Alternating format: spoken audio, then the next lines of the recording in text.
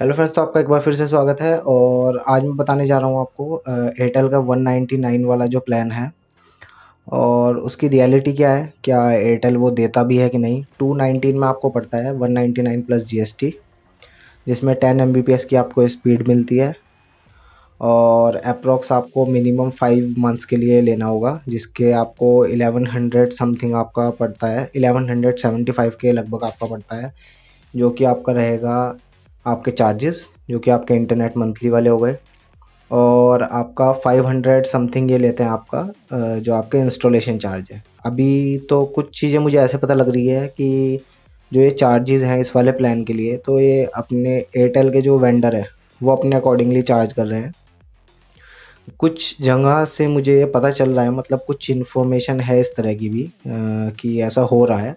मेरे साथ ऐसा नहीं हुआ है, बट कुछ मैंने ट्विटर पे ही देखे थे, कुछ कमेंट्स वगैरह इस तरह के ट्वीट वगैरह देखे थे मैंने, जिसमें कि ये था मेंशन कि उनसे एक्स्ट्रा भी चार्ज किया जा रहा है, कहीं कहीं पे 1000 भी ले रहे हैं, 1500 तक ले रहे हैं सिर्फ इस वाले प्लान के लिए, और किसी के लिए नहीं। और ये एयरटेल की बात कर रहा हूँ, जियो की बात नहीं कर रहा हूँ मैं, क्योंकि जियो में भी 198 का प्लान है, तो उसको मैंने अभी तक एक्सपीरियंस नहीं किया, उसको मैंने नहीं लिया अब तक।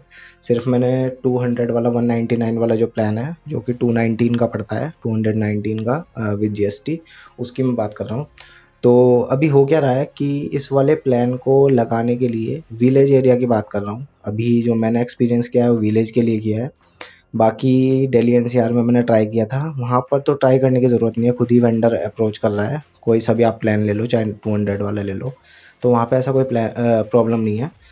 बट जो प्रॉब्लम आ रहा है वो आ रहा है आपका विलेज एरिया में या फिर टाउन्स में आ रहा है। जो मेन इशू है सिटीज़ में आ रहा है, जो स्मॉल सिटीज़ हैं उनमें ज़्यादा इशू आ रहा है कि जो वेंडर है वो ये वाला प्लान या तो दे ही नहीं रहे हैं, और दे रहे हैं तो एक्स्ट्रा चार्ज कर रहे हैं, ऐसा हो रहा है। या फिर आप रिक्वेस्ट करते रहेंगे इस प्लान के लिए, अगर आपने किया होगा, और आपको कोई कॉल नहीं आएगा वेंडर की तरफ से, वेंडर कोई अप्रोच नहीं करेगा आपको, बिल्कुल भी कोई एयरटेल के साइड से आपको कोई कम्युनिकेशन नहीं मिलेगा कि आपने अप्लाई भी किया है, आपको ऐसा लगेगा शायद कोई प्रॉब्लम है, अप्लाई नहीं हो पा रहा है ऑनलाइन। बट ऐसा कुछ नहीं है, एयरटेल रिक्वेस्ट भेजता है वेंडर को, बट वेंडर जो है वो उसे इग्नोर कर रहा है। क्योंकि मैंने खुद अप्रॉक्स 1 मंथ तक, 1 मंथ से लास्ट 1 मंथ से मैं अप्लाई कर रहा था इस 200 वाले प्लान के लिए। एक एयरटेल का प्लान मेरे पास ऑलरेडी है, फाइबर का ही सेम, उसका 499 वाला शायद वो प्लान है, 40 MBPS वाला, और एक मैंने ये वाला लगवाना था। तो इसके लिए मैं लास्ट 1 मंथ से ट्राई कर रहा था कि लग जाए, और मैं रिक्वेस्ट डाले जा रहा हूँ। 2 कनेक्शन लेने थे मुझे ये वाले 200 वाले, मैं रिक्वेस्ट डाले जा रहा हूँ, बट कोई कॉल नहीं आ रहा है, कुछ नहीं हो रहा है। अप्रोक्स इस चीज़ को हो गए 1 मंथ और 45 डेज़ के अप्रोक्स हो गए थे इस सब चीज़ों को चलते हुए। कंटिन्यू मैं कॉल कर रहा हूँ एयरटेल में, बट वो कोई रिस्पॉन्स नहीं कर रहे, कि कहते हैं कॉल आ जाएगा 4 आवर्स में, ये इस तरह चल रहा था सब। फिर मैंने ट्वीट भी किया इसके लिए कि ऐसे ऐसे प्रॉब्लम आ रही है, मैं अप्लाई करना चाह रहा हूँ, बट कोई मुझे अप्रोच ही नहीं कर रहा है, कोई कांटेक्ट ही नहीं है आपके वेंडर के साइड से। बट उसके बाद भी जो एयरटेल के कस्टमर एग्जीक्यूटिव हैं, उनसे भी बात हुई, मैनेजर से बात हुई, तो सभी लोग ये कहते हैं कि आपको 4 आवर्स में, 8 आवर्स में हमारी टीम कांटेक्ट करेगी, सेल्स टीम कांटेक्ट करेगी। बट ऐसा कुछ नहीं, कोई कांटेक्ट नहीं हुआ, कुछ नहीं हुआ।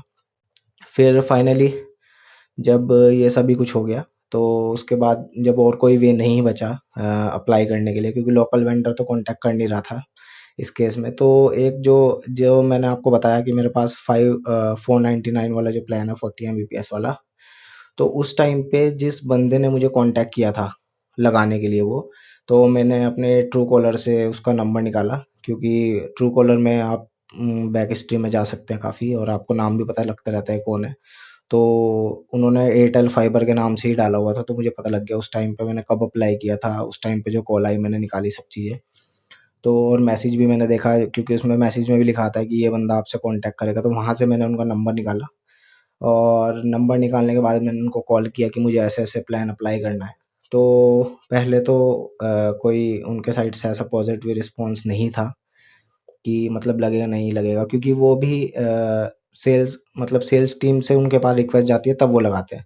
तो उन्होंने मुझे कहा कि वो लिंक भेजेंगे, मतलब नेक्स्ट डे तक वो लिंक सेंड कर देंगे, उसके बाद आप अप्लाई कर लीजिएगा, ऐसा मुझे उन्होंने बताया पेमेंट के लिए। बट मैंने अप्रॉक्स 3 टू 4 डेज़ मैंने वेट किया, जिसके बाद भी कोई मेरे पास लिंक नहीं आया। फिर मैंने दोबारा कॉल किया, तो उन्होंने एक बंदे का और नंबर दिया मुझे कि आप इनसे कांटेक्ट कर लीजिए और ये आपको बताएंगे कि कैसे अप्लाई करना है पेमेंट वगैरह के साथ, ये आपकी हेल्प करेंगे।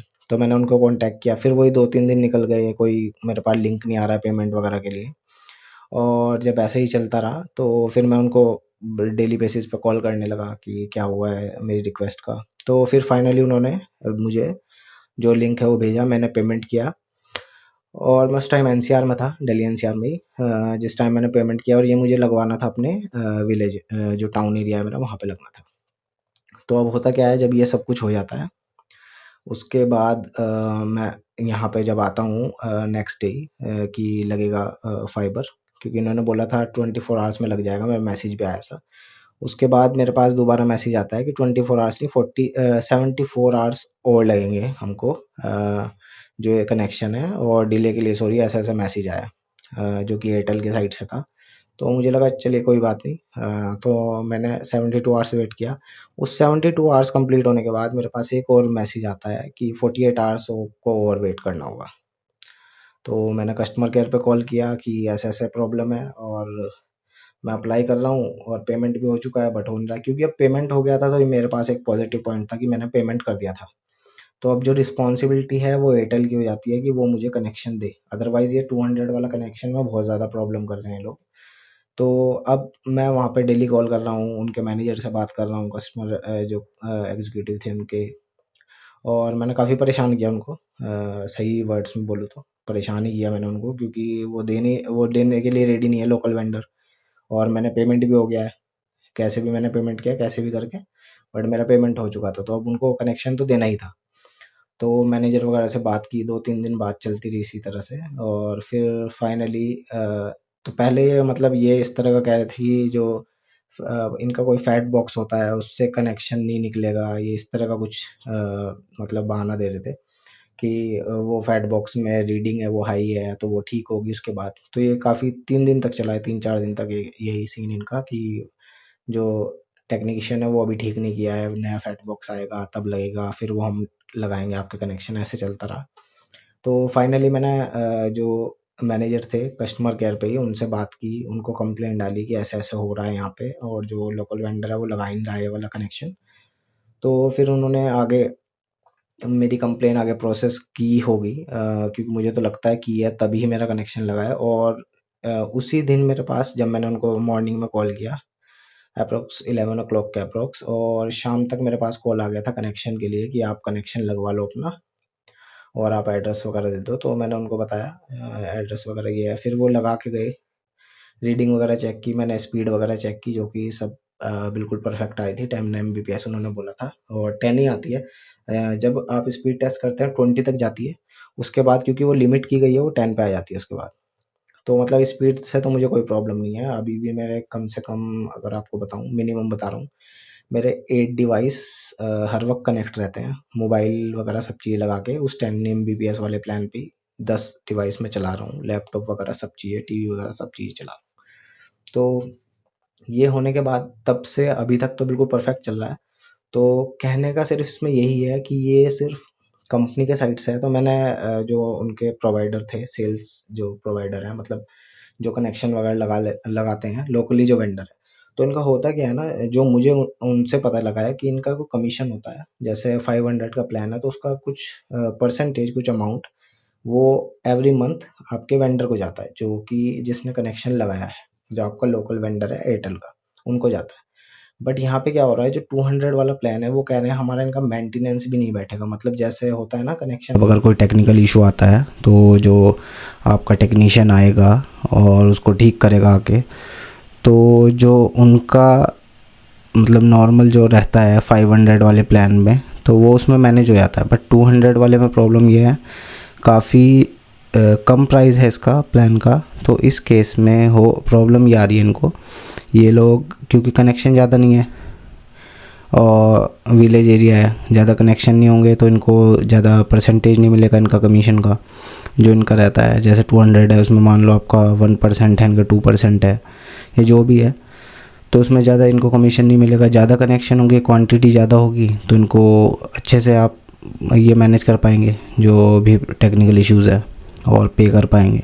तो वो इनका मेन इशू है कि इसीलिए तो मेरे अकॉर्डिंग तो ये कंपनी का प्रॉब्लम है, और कंपनी को देखना चाहिए अपने वेंडर्स को भी, ये जो भी हैं इनके जो टेक्नीशियन है लोकली जिनको ये अपना एयरटेल फाइबर देते हैं लगाने के लिए, क्योंकि ये तो पता है कि कंपनी खुद से तो नहीं लगाती है, सब चीज़ें मैनेज होती हैं, अलग अलग लोग होते हैं। क्योंकि मेरे यहाँ पे जो BSNL का वर्क करता है टेक्निकल, BSNL फाइबर का, वही एयरटेल का करता है। सेम एक ही बंदा कर रहा है दोनों के लिए, जो भी टेक्निकल इश्यूज आते हैं दोनों के रिजॉल्व एक ही बंदा करता है।